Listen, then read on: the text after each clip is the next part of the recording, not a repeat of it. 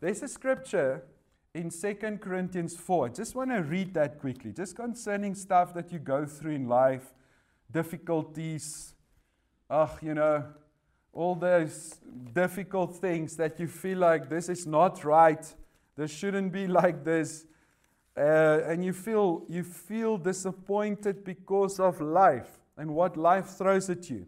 Listen to this. It says, therefore we do not become discouraged. That's verse 16. But verse 17 says, for our light momentary affliction, listen to this, is ever more abundantly preparing and producing and achieving for us an everlasting weight of glory. Now listen to the Amplified here. Glory beyond all measure, excessively surpassing all comparisons and all calculations, a vast transcendent glory, a blessedness never to cease. Can I read that to you again? I said your light, but please, verse 18 goes with 17. Otherwise, you're just stuck at the old way of believing that suffering produces glory. You need verse 18. So stick with me. But still, verse 17 is true. It says, our light momentary affliction is ever more abundantly preparing and producing and achieving for us an everlasting weight of glory. That weight of glory, in connection with 2 Corinthians 3, has nothing to do with one day in heaven, the glory. No, this is all about having glory here and now on earth, experiencing glory. We just sang it, cover me with your glory. This is the glory that we get as we behold in a mirror the glory of the Lord. We are transformed into His image.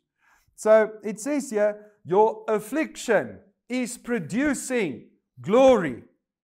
And this glory that it produces, listen to this, light momentary afflictions.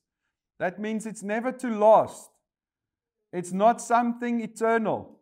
It's a light comparison maybe to what God wants to do in a good sense in your life. And momentary affliction is producing a weight of glory. It says this glory is beyond all measure, excessively surpassing all comparisons and all calculations, a vast and transcendent glory, a blessedness never to cease. A blessedness never to cease. Since we consider and look not to the things that are seen, but the things that are unseen. So what is the context? We look to Jesus in a mirror and we see the glory. So when you look to Jesus, when you go through something, when you look to Him for help, when you turn to the Word, when you turn to Jesus, what you just went through produced glory in your life. An everlasting weight of glory. If you go through something and suffering and you are able to turn to Jesus and say, Lord, you feel everything, you experience it, but you look to Jesus in the midst of your suffering as your help, as your Savior, then by looking at Jesus in the middle of suffering, like Paul and Silas, they were in jail. They started singing. What did they do? They looked to the unseen. They were sitting in jail. They were captured and ready to be, they were persecuted already, beaten. And they were sitting there in the dungeon. And these guys were praising the Lord. How will this work? How will you praise the Lord in the midst of these circumstances? You sit in the middle of a dungeon and these people are praising God. Obviously, they had their eyes on the unseen. They had their eyes on Jesus. And the suffering produced glory based on the fact that they were able to look away from it unto Jesus. So what I want you to do this morning, whether you go through, whether everything is great, whether things are not so great, look at Jesus, because what you go through will produce glory in your life. If you look to Jesus. What you go through in itself do not produce glory. When you look to Jesus, glory is produced. Therefore, when it's going great, look to Jesus and you will experience the glory of God also. So you don't have to go through suffering to experience the glory. But when you do go through suffering, understand that this thing is working together for your good. And you will see the glory of God as a result. Hallelujah. This is the truth.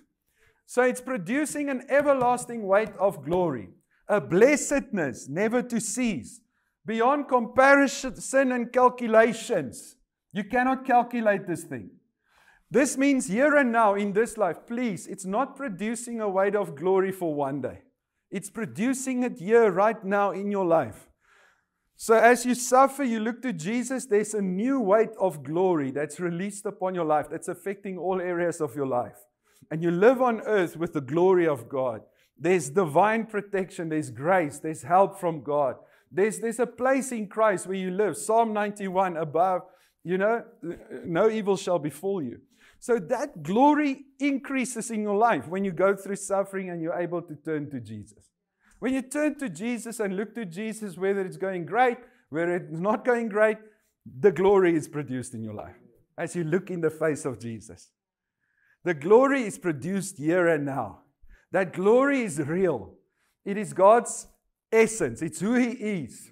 It's all the goodness of God. It's everything He possesses. The glory of God is who God is. It's His presence. It brings life. There's no death in Him. God is light. There's no darkness in Him. It's everything of God. Here and now, people. Here and now. We had all set for one day in heaven. Here on earth, we get our ticket. We believe in Jesus. And we wait for the heaven bus. And that's Christianity. Versus us becoming more like Christ. The glory of God increasing. Jesus living through us. Inward, outwardly transformed by the grace of God. Versus waiting for the heaven bus. Now, I tell you, then it's easy. Just believe in Jesus and go on with your life. You understand? Because you have the ticket, so just wait until the bus comes and gets you. Amen. No, we don't live for that. We have a purpose on this earth. We have a plan. God has a plan. We sang it, Suzanne, all these prophetic songs. I have a plan for you. It's going to be wild in a good sense. It's going to be great. It's going to be full of me. God has a plan for your life. You have to look away from your suffering unto Jesus. Don't glorify your suffering. Don't think the suffering is a blessing from God. Don't think God orchestrated, allowed it, brought it into your life for a purpose. No, but good will come out of that suffering because God is on your side. God is not the author of suffering. He does not allow it for a reason. He doesn't bring it to your life. Those things happen because of the world that you live in. It's a world. The test for your faith is the world you live in. People in this world where you live, that's the test. But how do we respond? How do we respond? We say, Lord, in the midst of what I'm going through, obviously, this is not nice. You don't have to praise God for what you go through. You praise God in the middle of what you go through because of who God is. He's on your kant. He's for you. He's not against you. This moment here was worth the coming to church this morning. Think about it. What I've been going through is producing a weight of glory because I kept turning back to Jesus. Yes, sometimes I lost my focus. Yes, sometimes I felt like I wanted to slap someone. Yes, sometimes I felt irritated or angry. Yes, sometimes I felt this way or that way. But at the end of the day, we've looked to Jesus, we've turned to Jesus, we set our eyes on Jesus, and Jesus is the answer. The glory of God is going to increase in my life. Amen. There's forgiveness for wherever you failed. There's forgiveness for wherever you've made a wrong decision or maybe acted wrongly or were depressed or sad, because that's also not right. We can't live in depression if we have Jesus. But if you've been depressed, there's forgiveness. There's total forgiveness. The blood covers you, your failures and your weaknesses. Imagine, you can just turn to Jesus.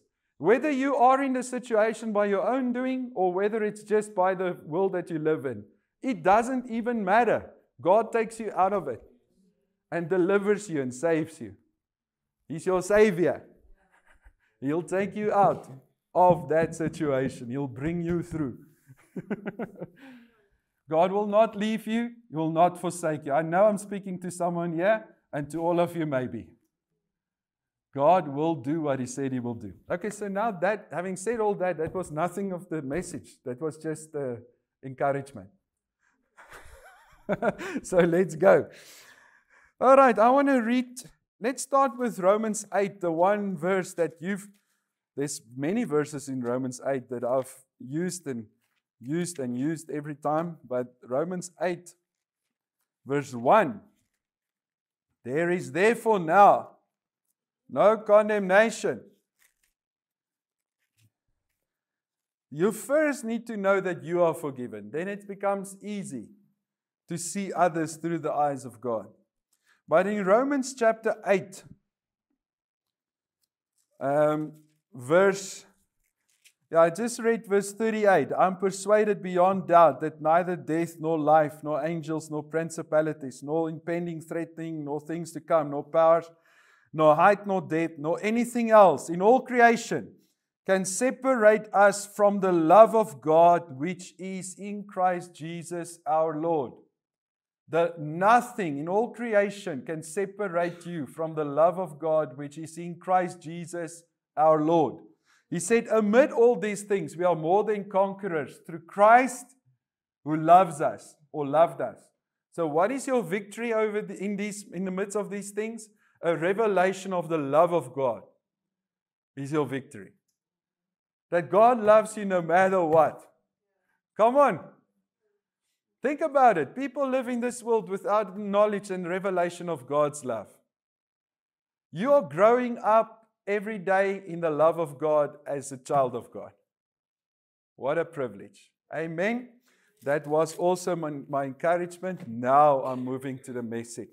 Romans 8 verse 1, there is therefore now no condemnation for those who are in Christ Jesus.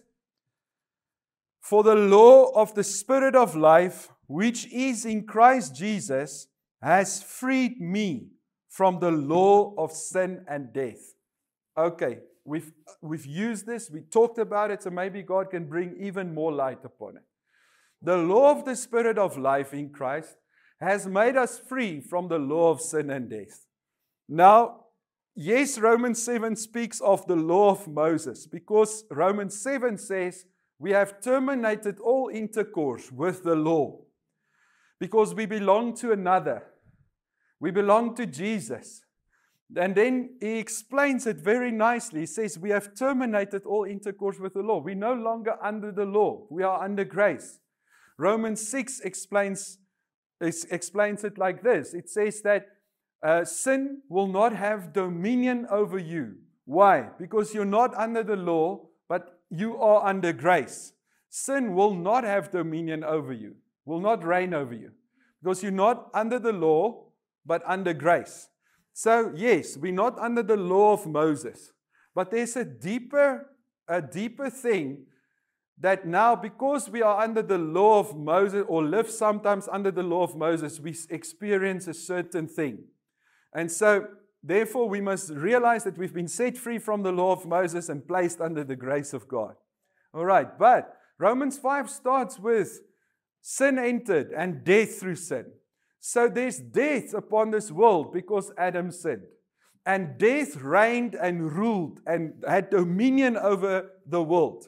But Jesus came, and then He died on that cross. And then there's that comparison. We cannot even compare the two. It says Adam's sin and Jesus' obedience. And so the effect of both. All right? So it starts with Romans 5. Then it goes into Romans 6. The effect of Adam's sin and the effect of what Jesus did. And then Romans 5 says, as death reigned, so will much more surely will those who receive God's overflowing grace and the gift of righteousness reign as kings in life. All right, so then it says, sin shall not have dominion over you because you're not under the law. So being under the law causes the effect of sin to reign in your life. Being under grace breaks the effect of sin over your life. And it's not just sinning, but it's the sin that came in through Adam and all the effects of Adam's sin. So let me say this. We live in a fallen world. But Jesus came to save us from this fallen world. And He came and made His home within us. He redeemed us. He saved us from Adam's sin and its effects. So Jesus came into my life and saved me. And when I received Christ, I became a new creation and part of His new creation. So the moment I received Christ, I've been taken from darkness to light, from the effect of Adam's sin into the effect of Jesus' obedience and righteousness. And now I am a recipient of everything that Jesus did and the benefits of what Jesus did. So the law of the Spirit of life is this. It's the effect of Jesus' death and resurrection. The law of the Spirit of life is what comes to us as a result of what Jesus did. The law of sin and death is the effect of Adam's sin, because that's the context of Romans 5. So it's one letter. Romans 5, 6, 7, and 8 is one letter. Therefore I say, the law is not referring to, in that verse, to the law of Moses, but the effect of. So you have the law of gravity, but you're speaking of the effect of gravity, but you call it the law of gravity. It is a law, but it's an effect. You're talking of the effect, but you call it a law, but it's an effect. Okay? So you have an effect of Adam, sin, the sin of Adam. And you have an effect of what Jesus did. And you can live under the effect of what Adam did, or you can live under the effect of what Jesus did. The law of the Spirit of life in Christ Jesus have made us free from the law of sin and death. Let's rephrase.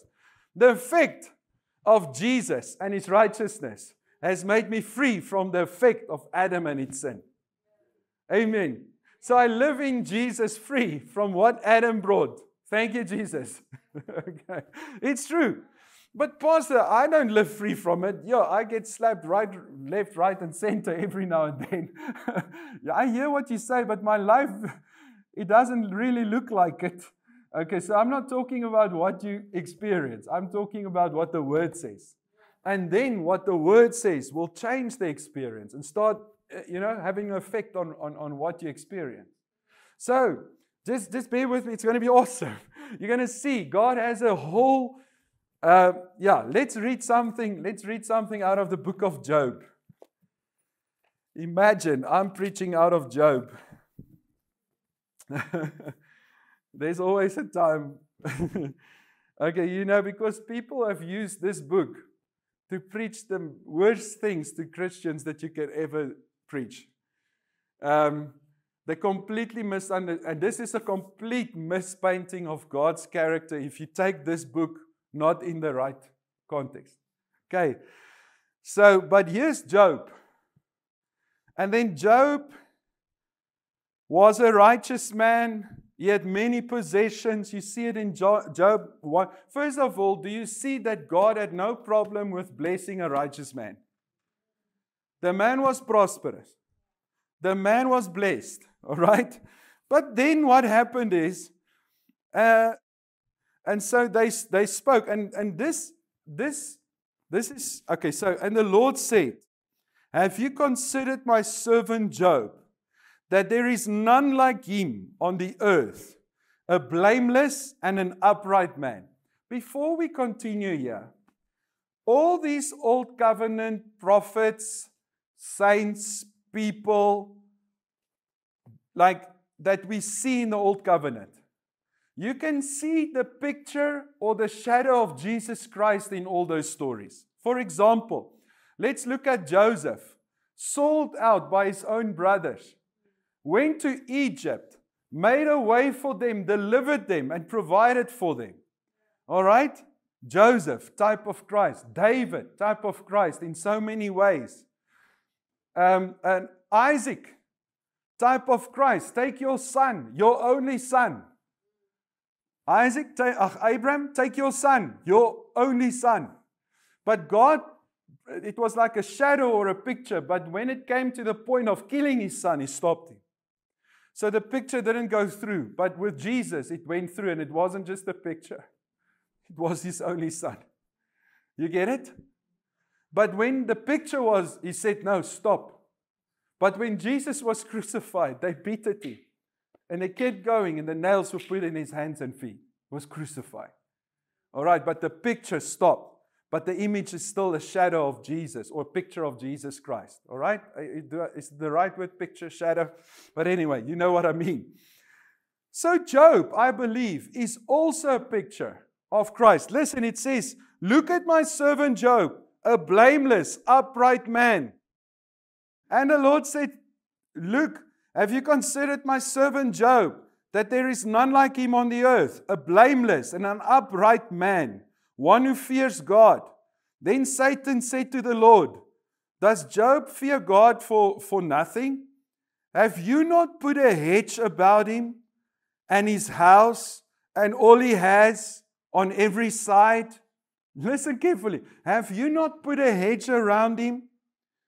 Around his house and all that he has and on every side? Have you not put a hedge around him? Around his house, all that he has on every side? Hallelujah.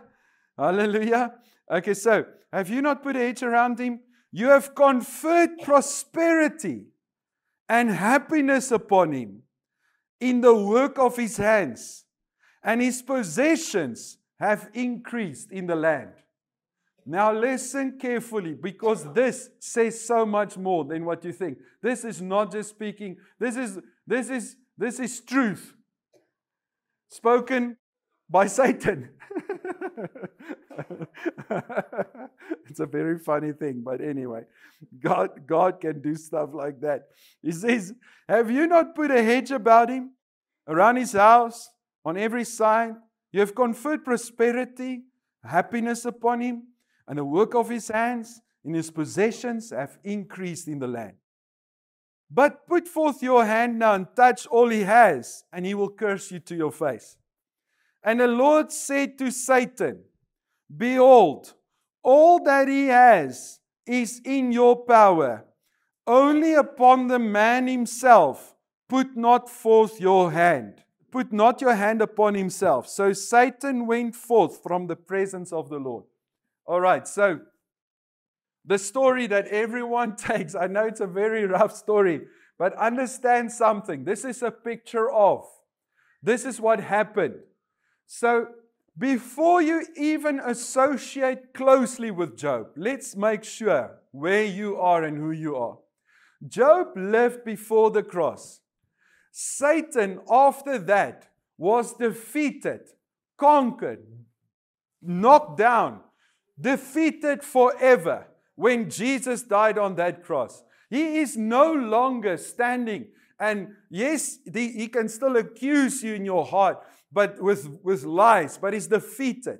There's nothing that he can do. He's not having an audience with God that conquered him through the cross. Satan is no longer standing there. Have you seen Marnus? Have you seen this one? Have you seen that one? There's no dealing with him. He was dealt with 100%. That was before the cross. You're not living in that time. Christ died for you. Christ conquered the devil for you.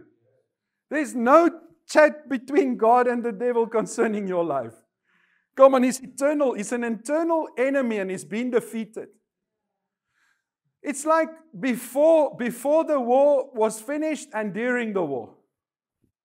It's done, finished, klar, done. Okay, so God is not saying, okay, you can take that, but there's no dealings like that anymore. Satan was cast out of heaven like lightning. I saw him fell like lightning. Said one of the disciples, I saw him fell like lightning.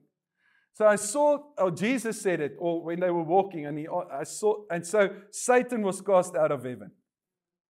Are you with me? Job, please, you're not Job. Job was more type of Christ. Everything was stripped off. He was stripped naked. He went to the cross. Everything was taken from him. But the difference is he also died. His life was also taken from him. But with Job, his life was spared. But with Jesus, his life was taken. Do you see the picture? Here's Job, a righteous, blameless man. Who's the only righteous, blameless man really? Jesus. So he's a type of Christ, a righteous, blameless man. But in the shadow, he wasn't allowed to touch him.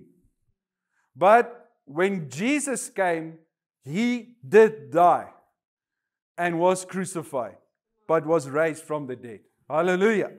Okay, but the point is, there was a hedge around Job that made Satan unable to touch him. Do you see that? There was a hedge around everything he had.